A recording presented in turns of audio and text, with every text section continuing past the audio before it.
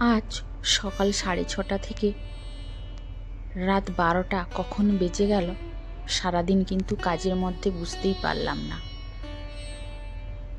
একদিন এমনই হয় যে সংসারে কাজ করতে করতে কখন যে সকাল থেকে রাত হয়ে যায় বুঝতেই পারা যায় না, তাই না বন্ধুরা?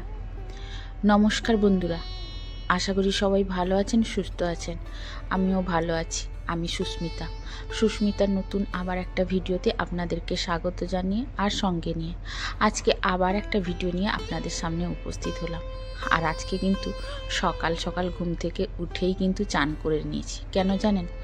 সকালে নিচে গেছিলাম, মানে বাসি ঘরদোর ঝাঁট দিয়ে গাছে একটু জল দিব বলে গেছিলাম। তো গিয়ে কিন্তু দেখি বিড়াল বমি করে দিয়েছে। তো আমার পা পড়ে গেছে তার উপরে। তো এত গাটা ম্যাশ ম্যাশ করছিল বা এত খারাপ লাগছিল, বমিও পাচ্ছিল। তো আমি কিন্তু সঙ্গে সঙ্গে এসেই কিন্তু আগে চান করে নিয়েছি। তো চান করে ভাবলাম আর ঘর ঝাঁট দেবো না, ঘরটা একেবারে মুছেই নি। তো সেই জন্য কিন্তু দোতলা পুরো ঘরটাই কিন্তু আমি মুছে নিলাম। আর তারপরে সোজা চলে এলাম ঠাকুর ঘরে। ঠাকুর ঘরের কাজ তো আগেই করতে হবে, তো সেই জন্য ঠাকুর ঘরের কাজটা করব বলে চলে এলাম ছাদে। আর আজকে আমার গোপু সোনাকে না খুব ভালো করে চান করিয়েছি, মানে কদিন যে চান করাতে পারিনি, তো সেই জন্য আজকে কিন্তু তাকে অনেকক্ষণ ধরে চান করিয়েছি। মানে এই যে বড় একটা গামলা নিয়েছি, ওর মধ্যে তুলসী পাতা, ফুল, গোলাপ জল, মধু সব রকমের দিয়ে কিন্তু ওকে আজকে ভালো করে চান করেছি। আর তাকে চান করানোর পরে কিন্তু আমার মনটাও একটু শান্তি হলো। কয়েকদিন চান করায়নি, আর যেহেতু কর্তামশাই পুজো করছিলেন, মেয়ে পুজো করছিল, তো ওরা কিন্তু ঠিকমতো পারেনি, সেই জন্য আমি আজকে ভালো করে মন শান্তি করে গোপালকে চান করিয়ে দিলাম। আর এই যে ফুলটা দেখুন, এটা হচ্ছে অ্যাডেনিয়াম ফুল। এত সুন্দর মিষ্টি কালার একটা না, তো ভাবলাম সেই জন্য এক ঝলক আপনাদের সঙ্গে একটু শেয়ার করে নিই। এত সুন্দর লাগছে ফুলটা।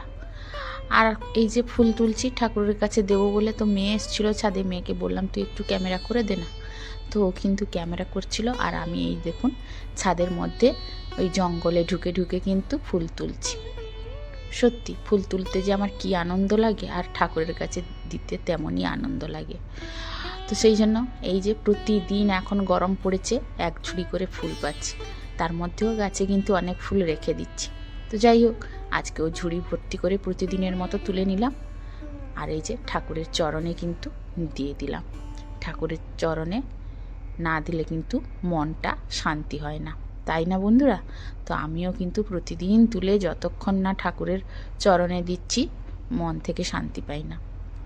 তো ঠাকুর পুজো বলতে বলতে কিন্তু আমার কমপ্লিট হয়ে গেল।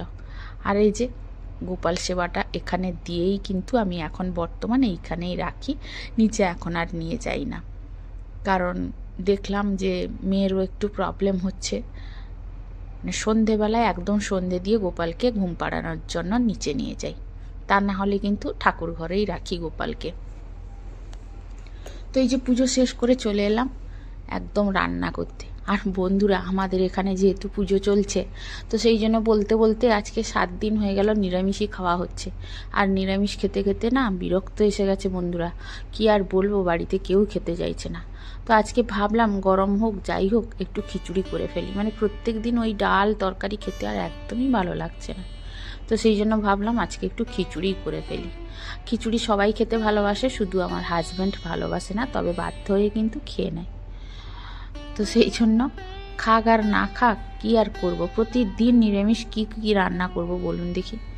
তো সেই জন্য আজকে ভাবলাম যে সব রকমের সবজি আছে, ওইটা দিয়ে একটু খিচুড়ি করে ফেলি। আর বন্ধুরা, আমার ওই যে স্টোরে মটরশুঁটি আছে, দেখুন কত সুন্দর আছে, তো ওই সময় মটরশুঁটিও একটু দিয়ে দিলাম। তো এদিকে খিচুড়ি করতে করতে ভাবলাম একটু খিচুড়ি করব, তার সঙ্গে বাঁধাকপি হবে না, এটা তো হয় না, তো সেই জন্য বাঁধাকপিও তার সঙ্গে করে নিচ্ছি, জানেন তো। আর অফ ক্যামেরায় বেগুন ভাজা করে নিয়েছি। আর এই যে বাঁধাকপি এখন একটু মানে কীরকম একটু গন্ধ করে, মানে ঝাঁঝালো একটা গন্ধ করে, তো সেই জন্য একটু সেদ্ধ করে জল বের করে দিলে ভালো হয়। তবে হ্যাঁ, এরপরে কিন্তু বেশি বাঁধাকপি খাওয়া যাবে না, কারণ এই গরমের সময় বেশি যদি বাঁধাকপি ফুলকপি এগুলো খাওয়া হয়, এগুলো কিন্তু প্রচণ্ড পেটে গ্যাস করে, আর এতে কিন্তু শরীরও খারাপ করে প্রচুর। তো প্রায় ডাক্তাররাই বলে দেন যে অফ সিজনে বাঁধাকপি আর ফুলকপিটা খেতে না। তবে আমার কর্তামশাই কিন্তু শোনেন না, জানেন। ওর কিন্তু বাঁধাকপি আর ফুলকপি এই দুটো জিনিস হচ্ছে খুবই প্রিয় জিনিস। ও কিন্তু বললেও শোনে না, মাঝে মাঝে দেখতে পেলেই মোটামুটি নিয়ে চলে আসে।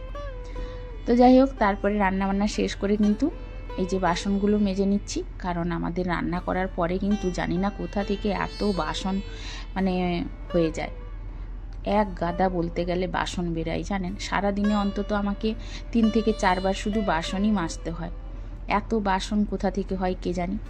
তো যাই হোক, রান্না মোটামুটি আমার সেদিকে শেষ হয়ে গেছে, আর এদিকে কিন্তু আমি বাসনগুলো মেজে ধুয়ে রেখে দিব। কারণ বাসন যদি সিঙ্কের মধ্যে জমা হয়ে যায় তাহলে কিন্তু একসঙ্গে মাজতে অনেকটাই কষ্ট হয়। তো আমি এখানে এই গামলাটা রেখেছি, যখন যতটুকু বেরাই কিন্তু আমি সময় করে কাজের ফাঁকে ফাঁকে কিন্তু বাসনগুলো মেজে নিই। তাহলে কি হয়, আমাকে হালকাও হয় আর একসঙ্গে এক গাদা মাজতে হয় না। তাছাড়া আমার এই সিঙ্কটা না একটু নিচুর দিকে করেছি, মানে ভবিষ্যতের দিকে প্ল্যান করেই কিন্তু আমি এই সিঙ্কটা একটু নিচের দিকে করেছি, যেহেতু আমার প্রবলেম আছে কোমরের। তো সেই জন্য ভাবলাম যদি বুড়ো বয়সে যদি না পারি বাসন মাজতে, তখন চেয়ার নিয়ে বসে বসে কিন্তু বাসন মাজবো। এই জন্য এই সিঙ্কটা কিন্তু নিচের দিকে করেছি। আপনারা হয়তো দেখে বুঝতে পারছেন যে সিঙ্কটা একটু নিচের দিকেই আছে। এই যে উপরের মার্বেল যে আছে, স্ল্যাব যে গ্যাসের কাছে ফেলা আছে, তার থেকে কিন্তু এটা একটু নিচের দিকে আছে। তো যাই হোক, বাসনগুলো মেজে নেওয়ার পরে বসে একটু জল খাবো, জানেন। আসলে সকাল থেকে উঠে যে সেই কাজে লেগে পড়ি না, তখন নিজের আর শরীরের দিকে চিন্তাও থাকে না, খিদে পাইও না, পেলেও মানে খাওয়ার মতো সময় পাই না। এরকম করে কিন্তু অনেক সময় দিনটা কাটিয়ে দিই, মানে কোনো রকম খেতে হবে, সবাইকে দিয়ে একটুখানি খেয়ে নিলাম। তো আজকে কিন্তু না প্রচণ্ড জলের তেষ্টা মানে পাচ্ছিল, আর যা রোদ উঠেছে, যা গরম পড়েছে, তো জলের তেষ্টা তো পাবে, তাই না। তো একটু জল খেয়ে কিন্তু মেয়ে তরমুজ কেটেছিল, সেইটা একটু ছিল, সেটা আমি খেয়ে নিলাম।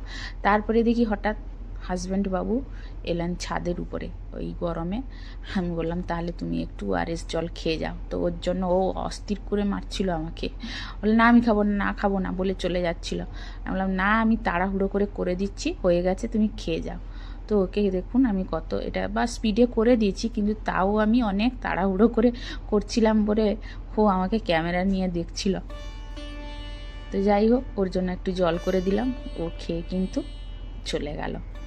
আর সত্যি পরিশ্রম করে বসে তো দোকানে, ওই জন্য মাঝে মাঝে একটু জল না দিলে হয় না। দোকানে বসলে কিন্তু ও জল খুব কম খায়, তো উপরে যখনই আসে আমি কিন্তু জল দিই। তো এখন এই দুপুরে এসছে বলে আমি তাকে ওআরএস জল দিলাম, ও খেয়ে চলে গেল। তারপরে বাকি ছিল এই যে গ্যাসটা মোছা। তো এটা কিন্তু রান্নার পরে পরে মুছে নিলেই কিন্তু ভালো হয়, কারণ এটাকে রেখে দিলে এটা আবার একটা কাজের ঝামেলা বেড়ে যায়। তো আমি সব সময় চেষ্টা করি রান্নার শেষেই কিন্তু গ্যাসটাকে ক্লিন করে নেওয়া। গ্যাসটা ওভেনটাকে যদি ক্লিন করে নিই তাহলে আমার অনেকটা কাজই হালকা হয়ে যায়।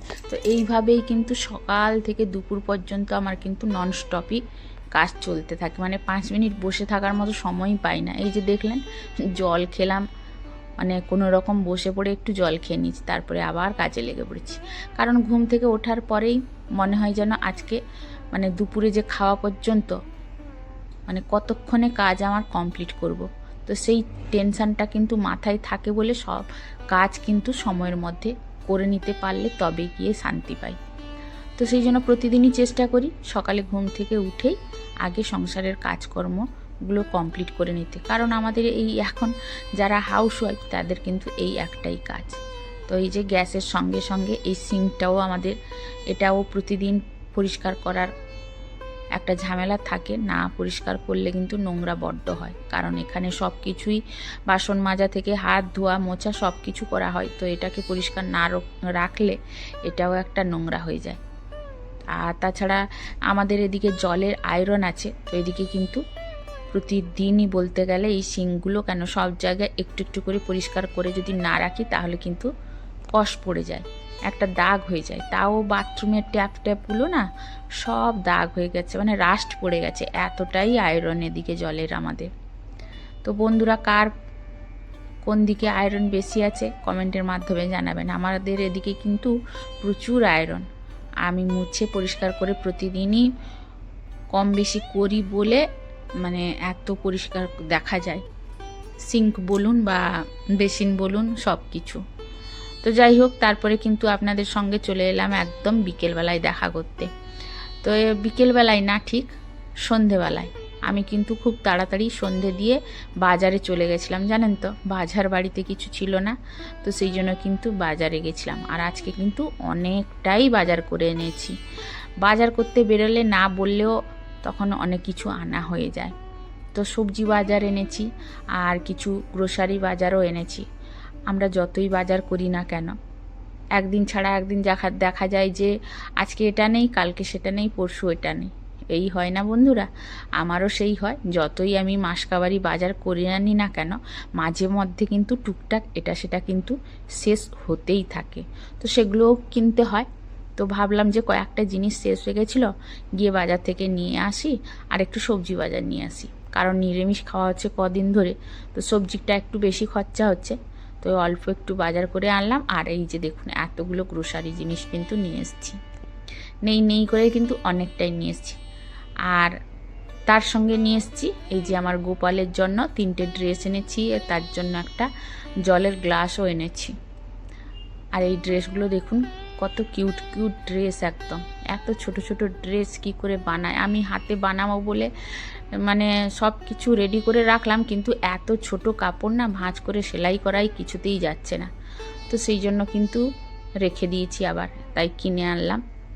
আর এই যে দেখুন, এখন টুকটুক করে এই সবজি বাজারগুলো আর এই গ্রোসারি বাজারগুলো গুছিয়ে কিন্তু রেখে দিব। তারপরে আবার রাত্রের খাওয়া দাওয়া আছে। তবে রাত্রে তেমন কিছু করিনি, এই রুটি করব বলে ভেবেছিলাম, তো আটা মাখিয়ে রেখে দিয়ে গেছিলাম বাজারে। আর এসে ঠাকুর বিসর্জন আজকে হলো, সেখানে একটু গেছিলাম। তো হয়তো বন্ধুরা আমার কপালে সিঁদুর দেখে বুঝতে পারছেন যে সেখানে গেছিলাম, একটু সিঁদুর লাগিয়েছি ঠাকুরের।